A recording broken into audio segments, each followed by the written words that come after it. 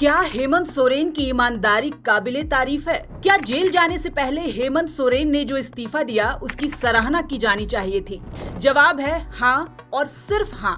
अब आप सोचेंगे कि अचानक से हेमंत के जेल और इस्तीफे की बात हम क्यों कर रहे हैं? तो इसका भी कारण है। केंद्र सरकार द्वारा लोकसभा में पेश किया गया विधेयक।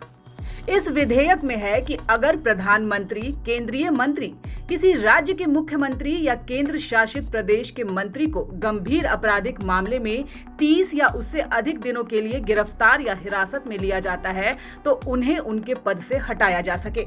जब यह बिल सदन में पेश हुआ तो पक्ष और विपक्ष ने इसका खूब विरोध किया। आज हम इस बिल की बात इसलिए कर रहे हैं क्योंकि पिछले साल जब हेमंत सोरेन पर जमीन घोटाला मामले को लेकर गंभीर आरोप लगे थे और ईडी की जांच के बाद देर रात उनकी गिरफ्तारी हुई थी, तब उन्होंने जेल जाने से पहले ही अपना इस्तीफा दे दिया था। दिन था 31 जनवरी 2024 का। उस दिन हेमंत सोरेन की गिरफ्तारी के बाद 1 फरवरी को उन्हें बिरसा मुंडा जेल भेज दिया गया। जब ईडी की टीम उन्हें गिरफ्तार करने आई तब हेमंत ने इस्तीफा देते हुए चंपाई सोरेन को सीएम पद सौंप दिया था।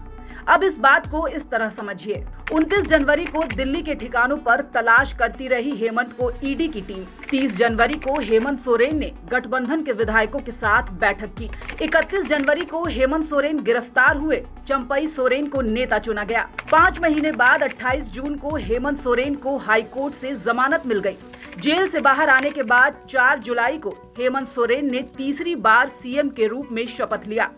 वहीं झारखंड विधानसभा चुनाव 2024 में एक बार फिर से हेमंत सोरेन के नेतृत्व में सरकार बनी। JMM, Congress, RJD, CPI, MLA को बड़ी जीत मिली। इंडिया गठबंधन 56 विधायक चुनाव में विजयी रहे, जिसके बाद हेमंत सोरेन ने 28 नवंबर को चौथी बार सीएम के रूप में शपथ ले ली। अब हेमंत सोरेन से जुड़ी यह कहानी तो आप जान ही रहे हैं, लेकिन इसे बताने का मकसद ये है कि जब सरकार ने संसद में यह नया विधेयक पेश किया जिस पर इतना बवाल हो रहा है, तब किसी ने भी हेमंत सोरेन का जिक्र तक नहीं किया, जिन्होंने इस बिल के पेश होने से पहले ही इस मामले में अपनी ईमानदारी दिखाते हुए इसका पूरा पालन किया था। क्योंकि जेल तो कई सीएम और मंत्री गए, लेकिन किसी ने भी अपना पद छोड़ना गवारा नहीं समझा। पद का मोह तब तक बना रहा जब तक उन्हें पद छोड़ने के लिए विवश नहीं किया गया।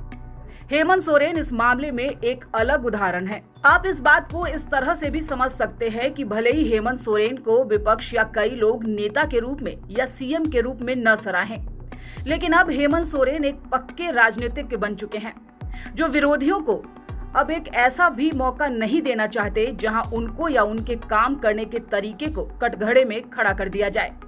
इसलिए इस विधेयक पर जहां इतना बवाल हो रहा है, वहां हेमंत जैसे सीएम के लिए एक तारीफ तो बनती है। बिहार, झारखंड और देश दुनिया की तमाम खबरों से अपडेट होने के लिए द समाचार पत्र से जुड़े रहें। हमें सब्सक्राइब करें, फॉलो करें और लाइक करें। द समाचार पत्र के लिए कीर्ति तिवारी के साथ प्रतीक सिंह की रिपोर्ट।